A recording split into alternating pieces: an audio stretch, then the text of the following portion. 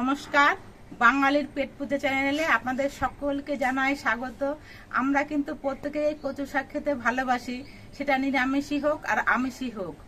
আর ইলিশ মাছের মাথা দিয়ে তো কচু শাক আমরা প্রত্যেকেই ভালোবাসি, কিন্তু বর্তমানে ইলিশ মাছ যা পাওয়া যাচ্ছে তাতে যা দাম, সাধারণ মধ্যবিত্ত লোকেরা কিন্তু এই ইলিশ মাছটা কিনতে পারছে না। তাই আজকে আমি চিংড়ি মাছ দিয়ে কচু শাক তৈরি করে আপনাদের সঙ্গে শেয়ার করব। চিংড়ি মাছ দিয়ে কচু শাকের এই রেসিপিটাও কিন্তু খেতে অসাধারণ হয়। তো বন্ধুরা দেখতে থাকুন আমি কিভাবে চিংড়ি মাছ দিয়ে কচু শাকটা তৈরি করছি। চিংড়ি মাছ দিয়ে কচু শাকের রেসিপিটা তৈরি করার জন্য চাষিরা যে চাষ করে সেই কচু শাকগুলো আমি নিয়েছি। এই কচু শাকগুলো বাজার থেকে কিনে আনা হয়েছে। এমনি জঙ্গলেও যে কচু শাকগুলো হয় সেগুলো দিয়েও খাওয়া যায়, তবে এগুলো আমাদের বাজার থেকে কিনে আনা হয়েছে। এবার এগুলো আমি কেটে নিচ্ছি।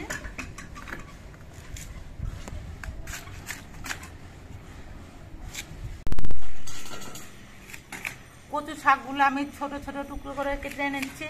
এই কচু শাক কিন্তু ছুলতে হবে না, একেবারে পরিষ্কার কচু শাক।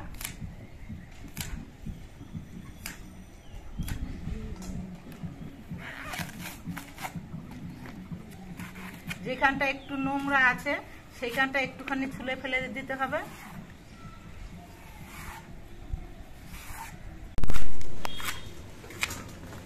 কচু শাকগুলো এরকম পিস করে আমি কেটে নিচ্ছি। সাইজে একটু ছোট বড় হলেও অসুবিধা নেই, কারণ কচু শাকগুলো সেদ্ধ করে নিতে হবে। গোড়ার দিকের এই মোটা অংশটা একটু ছুলে নিতে হবে, কারণ এখানটা একটু নোংরা থাকে। আর এখানটা অনেকটা মোটা বলে আমি মাঝখান থেকে কেটে নিচ্ছি।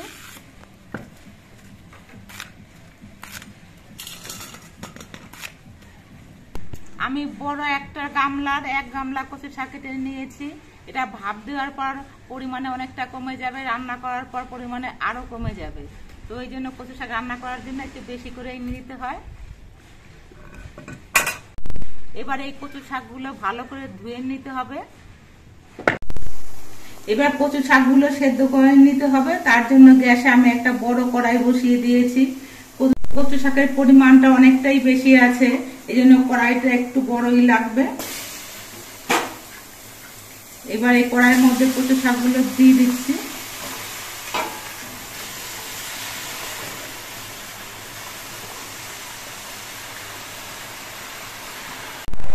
এবার এই কচু শাকের মধ্যে আমি ছোট চামচের 1 চামচ নুন দিয়ে দিচ্ছি,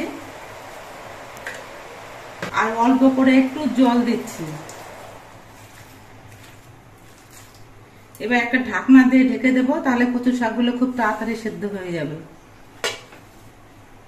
ঢাকনাটা একটু ছোট হয়ে গেছে, যাই হোক কোনো অসুবিধা হবে না। কচু শাক কাটার পর হাতটা কিন্তু অনেকটা লাল লাল হয়ে যায়, বা অনেকের হাতও চুলকায়। তখন কিন্তু একটুখানি পাতিলেবুর রস হাতের মধ্যে মাখিয়ে নিলে পরে হাতটাও আর চুলকাবে না, আর যে লাল দাগগুলো হয়ে যায় সেগুলোও কিন্তু উঠে যাবে।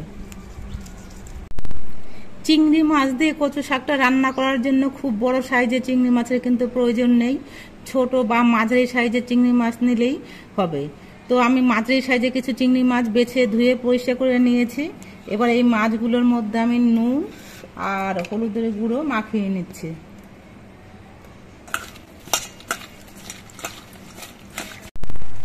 কচু শাকগুলো কিছুক্ষণ সেদ্ধ হওয়ার পর আমি ঢাকনাটা খুলে নিচ্ছি, আর কচু শাকগুলো আর একবার নেড়ে চেড়ে দিচ্ছি। নিচের গুলো ওপরে, ওপরে গুলো নিচে, এরকম ভাবে মিশিয়ে দিচ্ছি। এখন সেদ্ধ হওয়ার পর পরিমাণ কিন্তু এখনই অনেকটা কমে গেছে, আরো কিছুক্ষণ সেদ্ধ করে নিতে হবে।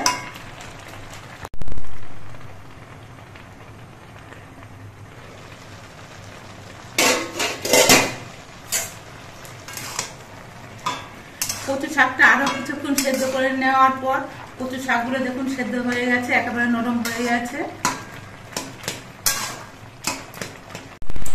এবার গ্যাসটা অফ করে দিচ্ছি। এবার কচু শাক থেকে এক্সট্রা জলগুলো ঝরিয়ে নিতে হবে। তার জন্য আমি একটা ছিদ্রযুক্ত গামলা নিয়েছি, ওই গামলার মধ্যে ঢেলে দিচ্ছি। চিংড়ি মাছ দিয়ে কচু শাকটা রান্না করার জন্য অল্প একটু কালো জিরে বাটা লাগবে। তার জন্য আমি 1 চামচ কালো জিরে ভেজে নিচ্ছি। এটা কিন্তু সাদা গোটা জিরে দিয়ে রান্না করা যায়, তাহলেও খেতে ভালো হয়। আমাদের বাড়ির লোক কালো জিরে বাটার সেন্টটা বেশি ভালোবাসে, এই জন্য কালো জিরে বাটা দিয়ে তৈরি করছি।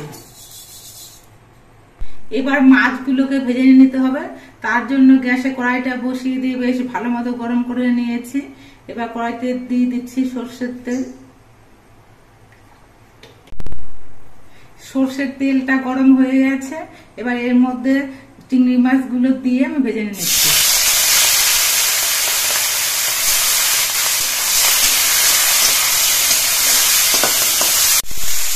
চিংড়ি মাছগুলো কিন্তু বেশি ভাজার প্রয়োজন নেই, গ্যাসের ফ্লেমটা বাড়িয়ে দিয়ে মিনিট দিয়ে ভেজে নিলেই চিংড়ি মাছগুলো ভাজা হয়ে যাবে। চিংড়ি মাছ বেশি ভাজলে শক্ত হয়ে যায়। মাছগুলো ভাজা হয়ে গেছে, এবার আমি নামিয়ে নিচ্ছি। এবার কড়াইয়ের তেলের মধ্যে দিয়ে দিচ্ছি অল্প একটু কালো জিরে। এবার আমি যে কচু শাকগুলো জল ঝরানোর জন্য দিয়েছিলাম, সেই কচু শাক থেকে জলগুলো সব ঝরে গেছে। এবার এই কচু শাকগুলো আমি তেলের মধ্যে দিয়ে দিচ্ছি।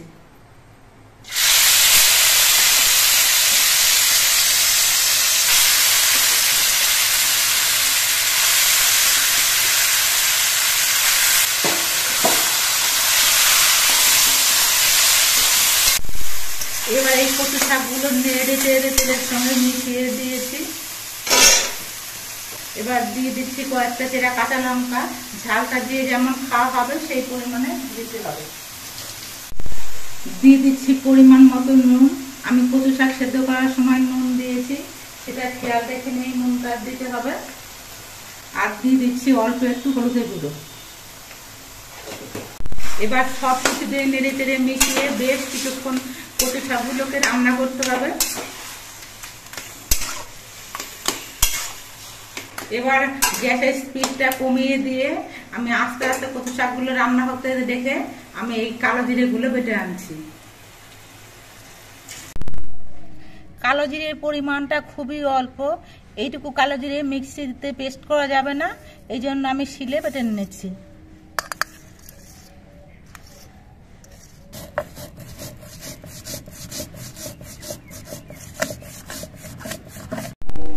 কালো জিরেটা বেটে নিয়ে আমি একটা বাটির মধ্যে তুলে নিয়েছি।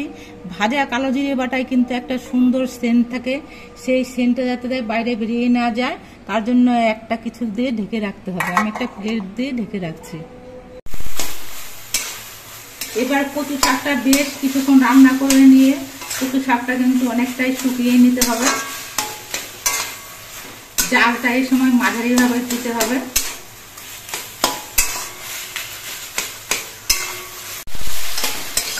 কচু শাকটা মাঝারি ভাবে জাল দিয়ে 5 মিনিট রান্না করে নিয়েছি। দেখুন কচু শাকটা কিন্তু অনেকটাই শুকিয়েছে আগে থেকে। এবার এর মধ্যে ভেজে রাখা চিংড়ি মাছগুলো দিয়ে দিচ্ছি। এবার এই চিংড়ি মাছটা দিয়ে কিছুক্ষণ রান্না করে নিতে হবে।